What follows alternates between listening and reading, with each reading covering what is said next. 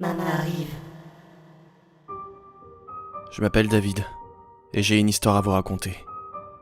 Lorsque j'avais 8 ans, j'ai vécu quelque chose de complètement incroyable et effrayant, mais pour une raison que j'ignore, j'avais tout oublié de cette histoire, comme si ça avait été tout simplement effacé de ma mémoire. Mais il s'est passé quelque chose ce matin, et tout m'est revenu, absolument tout. Je me rappelle à présent des moindres détails de cette nuit horrible, et de cette horreur sans nom qui m'a pourchassé. Et tout ça, c'est à cause d'un simple jouet pour les enfants. Le Tattletale. Dans les années 90, bon nombre de nouveaux jouets voyaient le jour. Des plus simples aux plus high-tech. Vous connaissez sans doute les Furbies, ou encore les Tamagotchi, deux jouets très populaires de l'époque. Ces deux jouets étaient très éducatifs, mine de rien. Ils vous apprenaient à vous occuper d'une créature, et à subvenir à leurs besoins. Ils agissaient un peu à la manière d'animaux de compagnie. Et le Tamagotchi, par exemple, se mettait même à sonner très fort lorsque la créature avait faim, soif, ou lorsqu'elle était sur le point de mourir. Je me souviens qu'à l'époque, je transportais mon Tamagotchi absolument partout, allant même jusqu'à le mettre dans mon sac à dos, avant d'aller à l'école. Le souci, c'est qu'il était très capricieux. Et si par malheur, il n'était pas nourri à temps, il pouvait très vite mourir de faim. Il fallait donc faire constamment attention à ses besoins, pour qu'il continue de vivre paisiblement.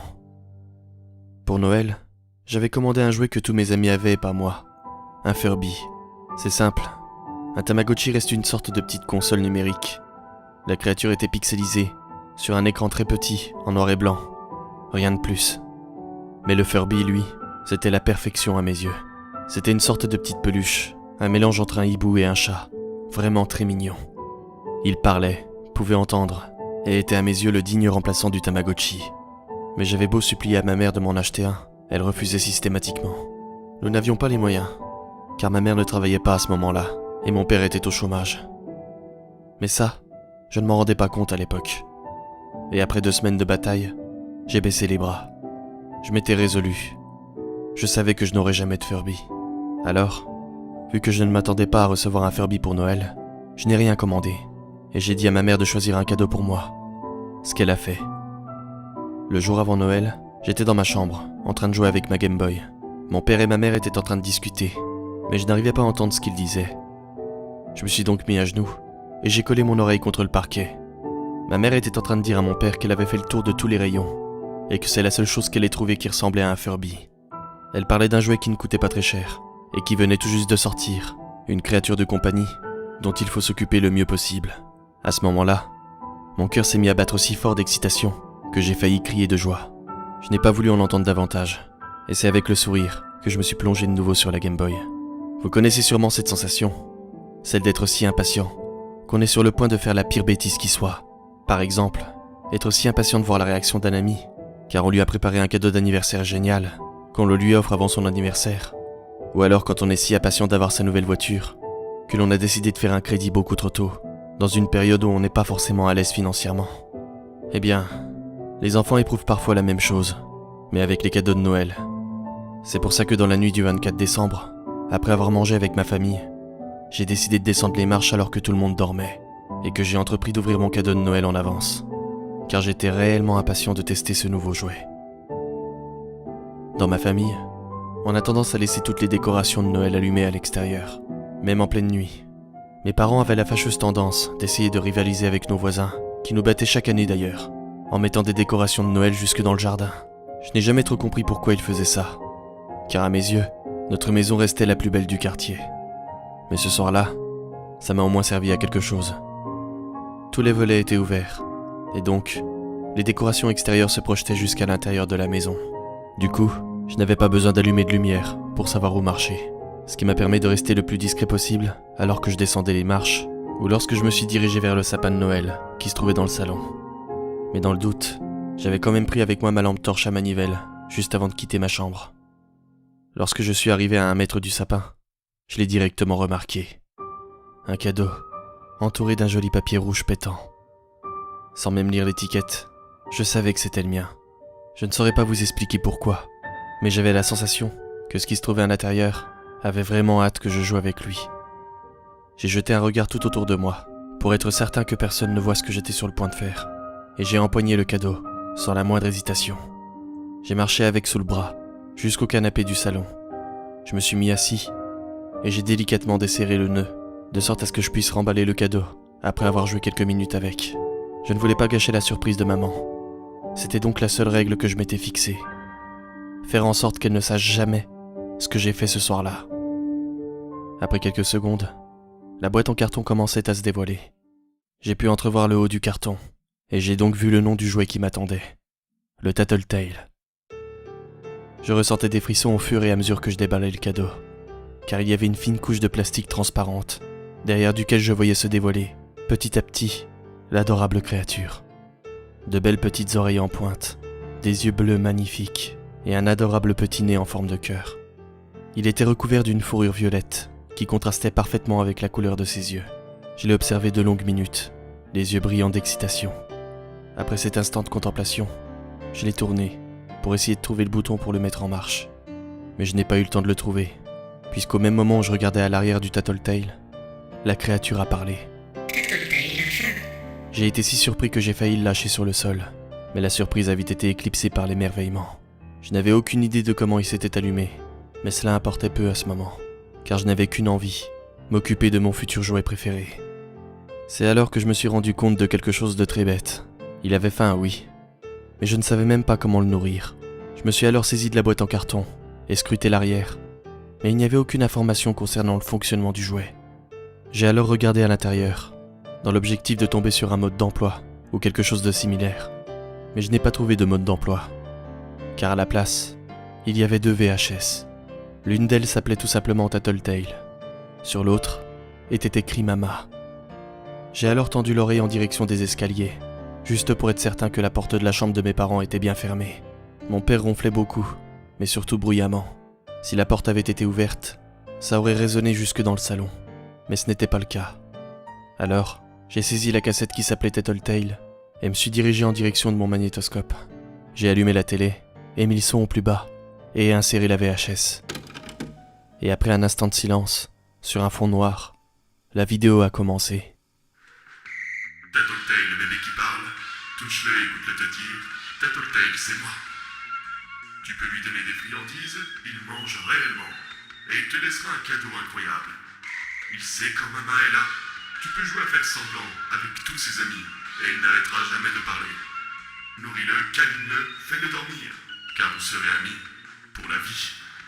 Tattletale, le bébé qui parle, touche-le et écoute-le te dire, Tattletale, c'est moi. La vidéo s'est ensuite arrêtée d'elle-même, et la cassette est sortie du magnétoscope. Je n'étais pas tout à fait certain de ce que je venais d'entendre. Je pouvais lui donner des friandises, et il les mangera réellement. Comment était-ce possible? Je ne me suis pas posé plus de questions, et je me suis dirigé vers la cuisine. J'ai pris une chaise, et l'ai posée devant le meuble où papa cachait les bonbons. J'ai ouvert la petite porte, et j'ai pris le pot de sucrerie. Je n'ai pas attendu plus longtemps, et l'ai ouvert. J'ai pris 2 bonbons Harlequin, et je les ai mis dans la bouche du Tattletale. J'ai attendu quelques secondes à peine, et là, j'ai vu sa petite bouche se refermer. J'ai entendu un bruit de mastication, et puis, sa bouche s'est réouverte, pour afficher son mignon petit sourire habituel. J'étais à la fois choqué et impressionné. Le Tattletale pouvait manger réellement. La vidéo n'avait donc pas menti. Il était comme un Furby, mais en version améliorée. Je pensais alors à mes amis, qui seraient sûrement devenus verts de jalousie en voyant mon nouveau jouet. Il ne s'est pas fait prier bien longtemps.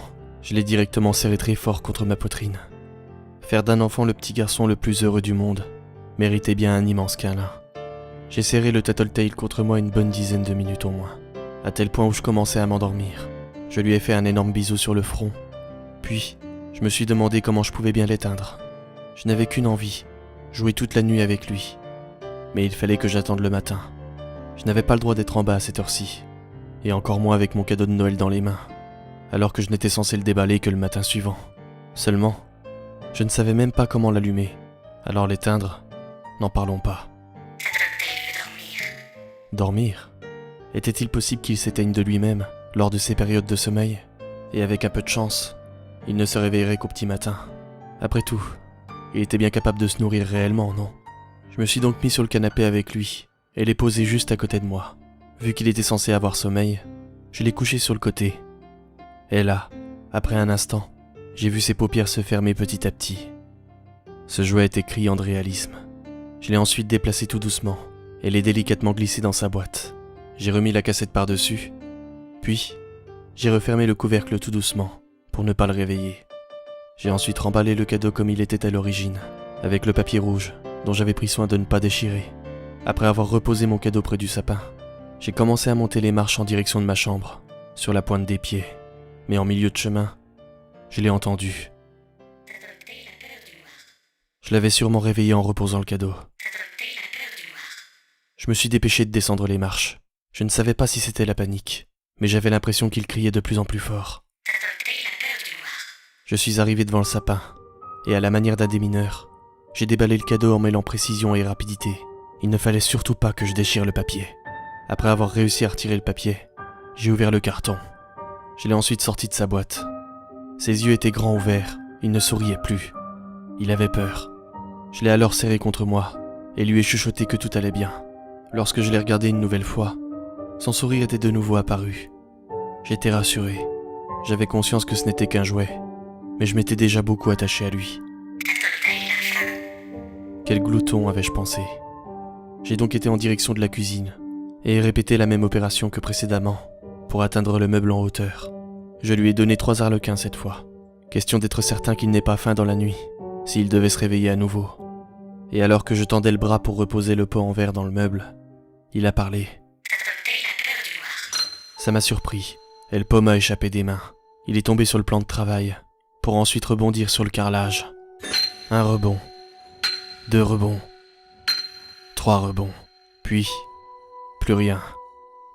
J'étais passé à 2 doigts d'une mort certaine, et je venais de vivre un pur miracle. Le pot en verre ne s'était pas brisé, mais le bruit avait été particulièrement fort, assez pour alerter mes parents si la porte de leur chambre avait été ouverte. Mais Dieu merci, ce n'était pas le cas. Pourquoi le Tattletale avait crié? J'ai fait un tour de la pièce, et j'ai remarqué qu'elle était particulièrement sombre. Dans la cuisine, la lumière des décorations extérieures avait du mal à passer. J'ai donc sorti ma lampe à manivelle, et l'ai tournée. Ensuite, je l'ai allumée, et j'ai éclairé le Tattletale pour voir s'il allait bien. Il ne souriait pas, et arborait un étrange rictus, comme s'il était effrayé. Ses yeux mécaniques balayaient de droite à gauche. Et après ça, il a parlé. Ses yeux continuaient de balayer la pièce, pendant que je réfléchissais à ce qu'il venait de dire. Mama, était-il possible qu'il puisse détecter la présence de ma mère? Que la chute du pot l'ait réveillée? Mais avant que je ne puisse vérifier, il y a eu comme un étrange bruit d'électricité. Et d'un coup, toutes les lumières extérieures se sont éteintes en même temps. Désormais, il ne me restait plus qu'une source de lumière. Ma lampe à manivelle. Le Tattletale avait immédiatement gémi. Je l'ai alors éclairé avec ma lampe torche, mais il paraissait toujours aussi effrayé. Ses yeux continuaient de balayer la pièce à droite et à gauche. Moi aussi j'étais effrayé, car je ne savais pas ce qui avait fait sauter les plombs. Les mains tremblantes, j'ai pris le Tattletale dans les mains, et je me suis dirigé vers le canapé. Mama, c'était le nom de la 2e VHS. Je l'avais complètement oublié jusque-là. Je me suis alors dirigé vers le salon avec ma lampe torche. Cette dernière s'éteignait parfois. Il fallait alors que je m'empresse de tourner la manivelle pour la rallumer, sans quoi le Tattletale risquait de se mettre à crier. Je suis vite arrivé devant le carton, et j'ai fouillé à l'intérieur. J'ai fini par trouver la VHS qui portait le titre Mama. Je l'ai saisie, et me suis dirigé vers le téléviseur. Par chance, les plombs n'avaient pas sauté partout. A priori, ce n'était que les lumières extérieures qui avaient été touchées, car le téléviseur fonctionnait, et le magnétoscope aussi. J'ai inséré la cassette dans le lecteur, et comme précédemment, c'est après un petit silence que la vidéo s'est lancée. Sur l'écran, je pouvais voir une étrange silhouette, floutée, de ce qui semblait être une sorte de rat. Les enfants pensaient que maman ne les retrouverait jamais si elle ne pouvait pas les voir. Mais même si maman ne pouvait pas les voir, elle pouvait les entendre. Le son de leurs petits pieds a mené maman jusqu'à eux. Et maman a retrouvé les enfants, tous sans exception. Va-t'en, maman. Puis, elle les a remis dans leur lit. Maman veille sur toi. J'ai peur. Viens voir maman. Le magnétoscope a éjecté la cassette. Et là, le Tattletale a parlé.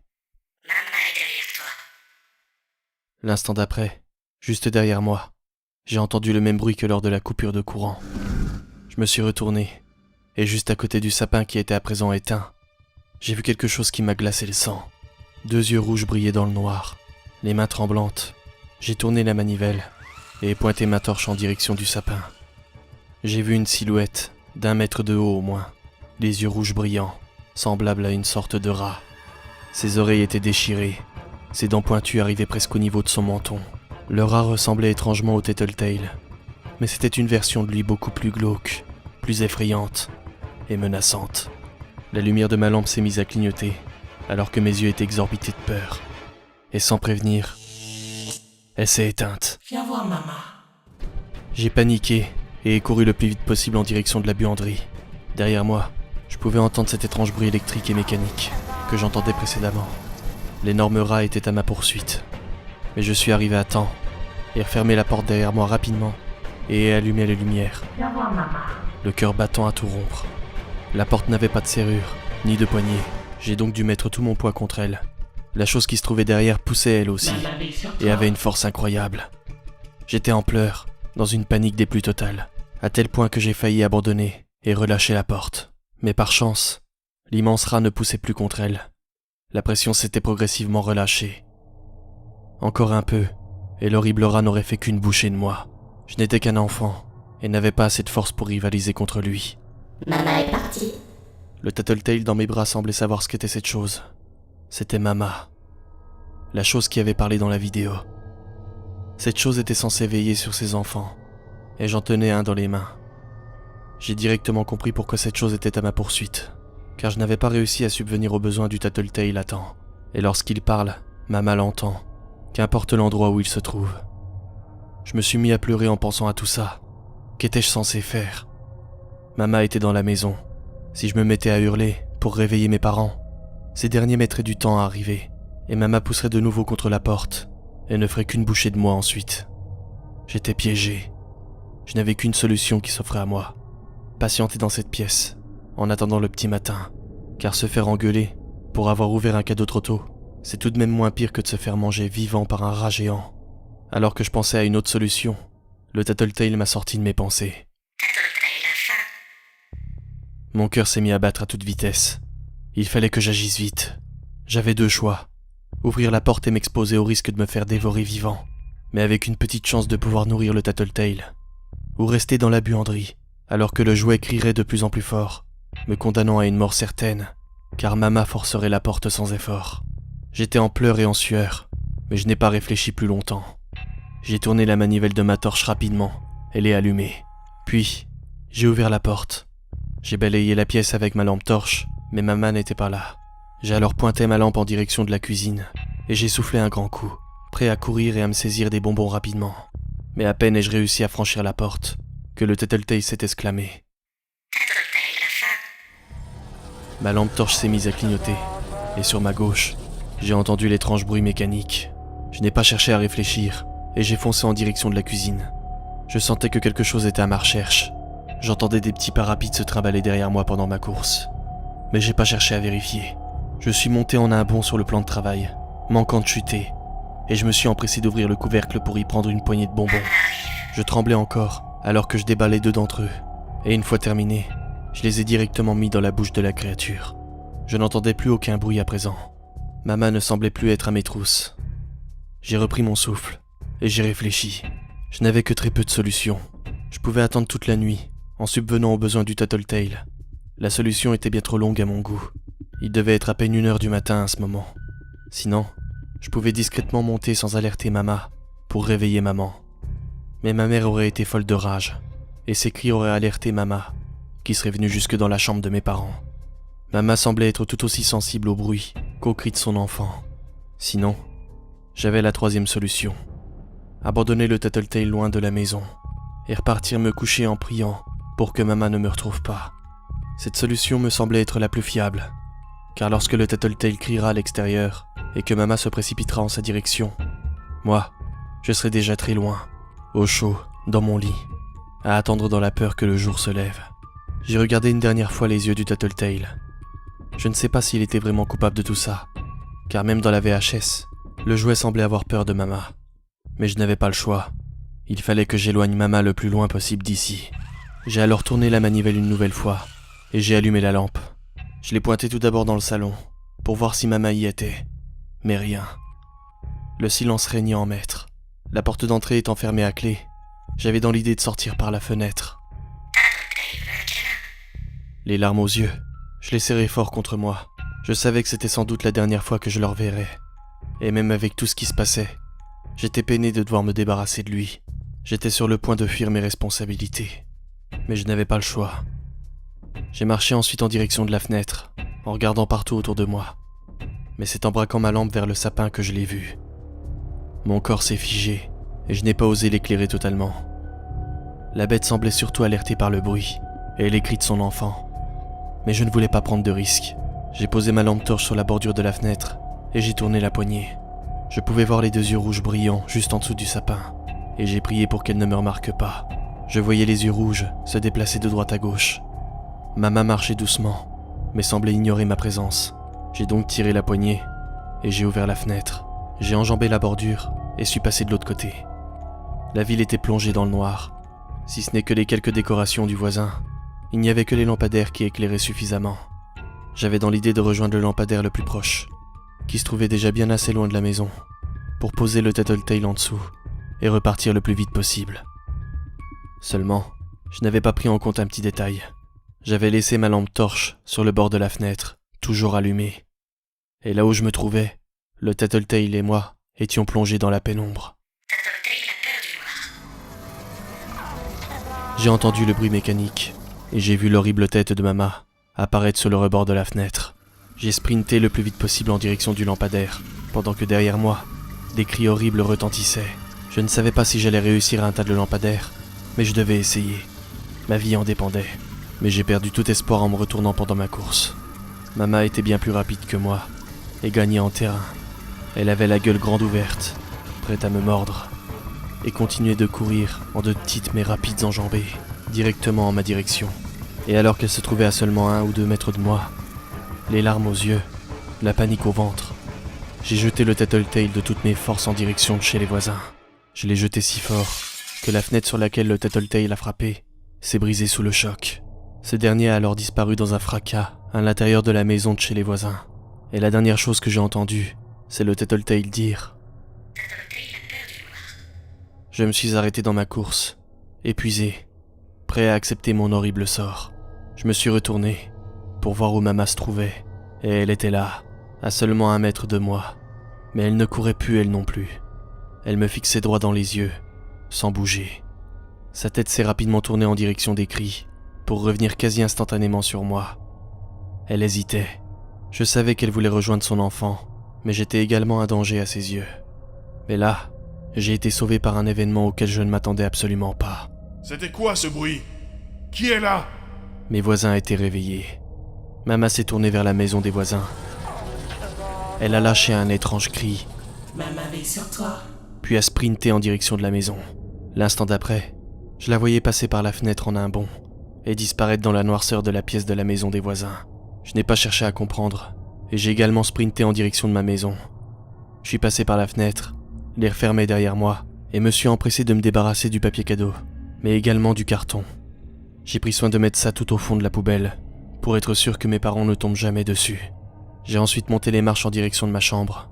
J'ai fermé ma porte, mes volets, et je me suis caché sous la couette. J'ai fermé les yeux, et j'ai dormi presque instantanément à cause de l'épuisement. Le lendemain, c'est ma mère qui est venue me réveiller, alors que les rayons du soleil pénétraient doucement ma chambre. Elle m'a fait un immense câlin, et m'a demandé de descendre pour déballer mes cadeaux. À ce moment-là, j'imaginais qu'elle n'avait pas encore vu que mon cadeau avait complètement disparu. Mais qu'importe, j'étais prêt à me faire rouspéter correctement. Je préférais ça que de me faire dévorer par Mama, comme je vous l'ai déjà dit. J'ai descendu les marches, et je me suis dirigé vers le salon, près du sapin. Papa et maman se tenaient là, et me souriaient. Maman s'est approchée de moi, et m'a expliqué qu'elle n'avait pas trouvé de Furby, mais qu'à la place, j'avais une autre surprise. Elle m'a tendu un paquet cadeau bleu. Je ne comprenais pas ce qui était en train de se passer, mais j'ai ouvert le cadeau, sans attendre. À l'intérieur, se trouvait une sorte de Furby, mal conçu. On voyait clairement que c'était là une sorte de contrefaçon, et d'après ce qui était écrit derrière la boîte, le Fouibi, comme il l'appelait, n'était ni capable de manger, ni de dormir. En revanche, ça lui arrivait parfois de parler. J'ai regardé maman, et j'ai souri. Nous nous sommes tous fait un câlin au pied du sapin, et nous avons passé un agréable Noël. Comme je vous l'ai dit, Je ne me souvenais d'absolument rien. Je crois même qu'après une semaine, j'avais déjà oublié tous les événements liés à Mama. Voilà seulement que je me pose la question de qui a bien pu déposer ce cadeau au pied de mon sapin ce soir-là. Le cadeau n'était clairement pas de mes parents. Mais alors, qui me l'avait offert? Comme je vous l'ai dit au début de mon récit, c'est seulement depuis ce matin que toute ma mémoire est revenue et que je me rappelle de tous les événements de cette nuit. J'étais en visite chez mes parents. Ils n'ont jamais déménagé depuis ce fameux soir. J'ai revu les rues, les paysages et la maison de mon enfance. Je n'avais pas remis les pieds ici depuis au moins 6 ans. Je suis entré chez mes parents et nous avons partagé un petit déjeuner tous les 3. C'était vraiment agréable. On se rappelait le bon vieux temps. On parlait de mes études, mon enfance, ou encore de mes anciens camarades de classe. Mais alors que j'étais parti dans une longue conversation avec eux, quelqu'un a sonné à la porte. Je me suis proposé pour aller ouvrir, pensant au facteur, vu qu'on approchait les 11 heures. Mes parents étaient vieux à présent, et je souhaitais limiter leurs mouvements le plus possible. J'ai alors ouvert la porte, et c'est une femme d'à peu près mon âge qui se trouvait derrière elle. Elle souriait. Eh bien, ça fait un moment que je vous attends. Bonjour, désolé, je n'habite pas ici. Mon père est en train de manger. C'est sans doute à lui que vous souhaitez parler. Elle continuait de sourire. Et là, elle m'a tendu quelque chose. Vous savez, depuis que vous l'avez jeté par la fenêtre, je m'en suis occupée tous les jours. Mais j'en ai assez donné, et à présent, vous devez reprendre votre rôle. Il a sa maman, mais il a aussi besoin de son papa. Dans ses mains, elle tenait le Tattletale.